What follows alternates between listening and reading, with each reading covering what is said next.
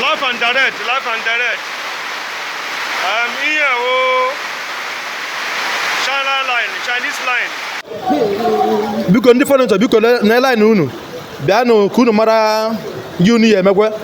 Biko onye nwe shọpụ n'ime ahịa bata n'ime ahịa. Mmiri bagazi shọpụ ndị mmadụ. Onye ọbụla na-azụ ahịa na nnukwu ahịa Alaba ya were ọsọ were ije gbara gaba na ya bụ ahịa ka ọ mara ma ụlọ ahịa ya o so na ndị mmiri banyere n'ime ya, dịka nnukwu mmiri ozuzo kpọrọ onye ọbụla iru n'isi ụtụtụ tata. Ndewo gị onye ọma na-ege ntị ma na-ekiri ekiri. Ebe ị nọ ugbu a bụ na sim.si ha Asịrị FM. Onye gịnị anọkwa taa bụ 042 Solex, onye akụkọ ụwa. Ngwagere akụkọ nke anyị ji wee bịa taa.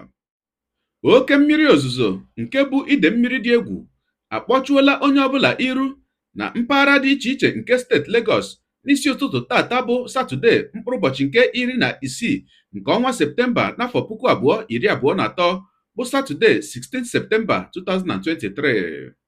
Anyị matara nke a site n'ọtụtụ ihe onyonyo nke ụfọdụ n'ime ụmụnne anyị bụ ndị na-azụ ahịa na ya bụ ahịa Alaba zipụtara, bụ nke ha ji wee na-etita onye ọbụla n'ụra ka onye ọbụla nwere ụlọ ahịa na ya bụ ahịa gbara bịawa mara ngwaahịa nke ọ ga-azọpụtanwu, dịka ya bụ ide mmiri deberela n'ọtụtụ ụlọ ahịa nke nọ na ya bụ ahịa. A sịla na Solex si kama lere onyonyo ya. Ọ bụrụ na ị nọ n'iru Abuja Plaza, ọ bụrụ na ị nwere shọpụ n'iru Abuja Plaza, ebe niile ejugo. Ọ bụrụ na ị nwere shọpụ n'ebe Abuja Plaza n'ebe a niile, bịakwa n'ime ahịa ka ị mara ma mmiri ọbara shọpụ gị. Bịakwa n'ime ahịa ka ị mara ma mmiri ọbara shọpụ gị. Mmiri everywhere jukwara eju na mmiri o. Onye ọbụla mabata n'ime ahịa ka onye mara ma o nwere onye mmiri bara na shọpụ ya o. Onye mabata n'ime ahịa o. Onye na-enye ọpdeti a bụ man. Onye ọbụla mabata n'ime ahịa ka ị mara ma mmiri ọbara shọpụ gị. Thank you. Live and direct, live and direct. Here, China line, Chinese line. Niger Plaza and the Abuja Plaza. Ile anya ihe kwuru ka a na-eme, biko only nwere shop between Abuja Plaza Chinese line. Make ya sure na ibira na i witness ihe na-eme mmiri abago shop ndị mmadụ. Live and direct. Biko were also were ije Badatama Abuja Plaza Chinese line. Most important thing, Chinese line is very bad. It's very bad. Followed by former executive chairman A1. Formerly executive chairman A1. Almost the mini Abayego the place now. Because we're also with Ije. Diana Iru Abuja Plaza now, live and direct.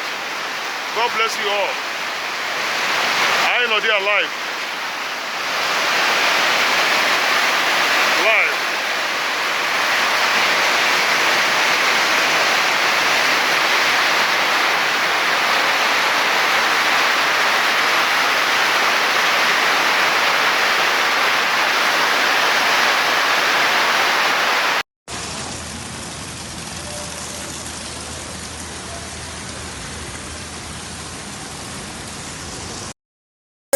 A na-egwusi mmiri Alaba egwu. A na-egwu mmiri dị n'Alaba egwu. A na-egwusi mmiri dị n'Alaba egwu. Ọkwa Rivanata ka a na-egwu n'Alaba. Ewu, ọ dịkwanụ too much o. Ọ dịkwanụ too much. Mmiri a dị too much. Gbara bịawanụ. Gbaranụ bịawanụ. Biko ndị fọrọ biko na line unu bịanụ ka unu mara ihe unu ya emekwe. Biko onye nwe shọpụ n'ime ahịa bata n'ime ahịa. Mmiri bagazi shọpụ ndị mmadụ. Side furniture ka nọ. Update bikonu.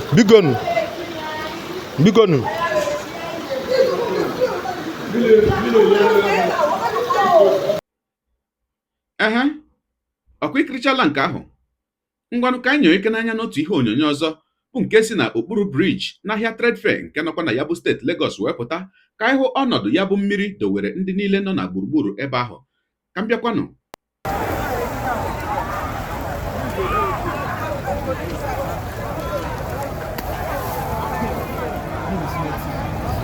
eriela gwogwo ndị kachasị ịba n'ime mere ọ na-ele gị show ọmọ na under bridge be this o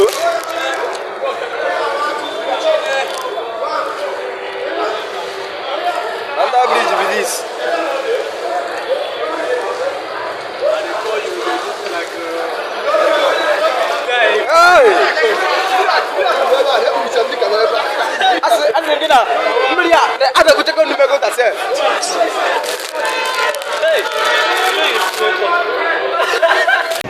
biko na ihe a bụ under bridge under bridge ka m na-evidio ebe anụwa onye ọbụla si ịba abịa paakị ya moto ya na Barras from Abụlọshu to under bridge mmiri tochisiri everywhere moto aha aga ya onye si ịba abịa paakị ya moto ya na Barras ndị square mile 2 abịa paakị ya moto ya ọ bụ na oto ga Ablado paakị ya moto ya na Ablado ọ paakị ya Alakija aha aga under bridge aga nnukwu mmiri tochiri ya ọ bụrụ na vidio a na-evidio kịta anụwa mmiri tochiri everywhere moto aha aga dị ya ọ maka ndị mmadụ ji aga ibu ebe a na-eti ọgba sef ha afọ ebe a na-eti ọgba mmiri tochi under bridge niile maka ndị na-abịa trade fair onye si ebe abịa paakị ya na Barras ọ bifo Abụlọshu onye si mile 2 abịa paakị ya Alakija ka o wee dịrị gị save. Thank you and God bless. Ọkwa ekirichala ya bụ ihe onyonyo onye ụwa gị onye na-egere akụkọ ụwa m ịmarala n'etu anyị si eme ya deere anyị ebumnuche gị etu isi hụ ya bụ ihe nke ikiriri ugbu a na ngalaba okwu ka anyị mara uche gị n'ihi na uche onye adịghị ya njọ daalụkwa gị onye na-eso eburu anyị esonye ekelekwa gị onye asị gị jide ka iji onye asị ya jide ka o ji ịmara na nke o ji kacha mma ekpere m bụ na Chineke nna ga na-anọnyere gị ọpụpụ gị na mbata gị na-etinyere gị aka n'ezi ihe niile nke ị na-eme gị taa bụkwanụ mbụ ị na-ahụ ihe onyonyo anyị asị gị nnọọ onye gị na ya ka nọkwa bụ 042 Solex onye akụkọ ụwa n'iru akwụkwọ efere mba ụwa ya mere ọ bụrụ na ka m mere dị gị mma n'obi nwanne biko ọ bụ na Facebook na Instagram ka na-ahụ onyonyo pịara m folo ọ bụ na YouTube ka ị na-ekiri ya bụ ihe onyonyo pịara m sọskraịb ya na mgbịrịgba ya n'akụkụ ka ị nwee ike na-enweta ihe onyonyo ndị ọzọ ga na-ewetara gị n'ọdịnihu ọ bụ na Twitter ka ị hụrụ ya bụ ihe onyonyo pịara m folo ọ bụ na TikTok itikere m folo ma atọ ọkụ ma Igbo ndị ọma njem ọnụ Igbo mụrụ nze mụọ ọzọ ekelekwa m unu wee na-asị na ọ ga na-adịrị unu niile mma o ise ngwanụ tụsawara m ihe onyonyo a na-atụsara m ya bụ ihe onyonyo na-apịrị maka na share button ya mara gị mma ezigbo mmadụ udo dịrị unu.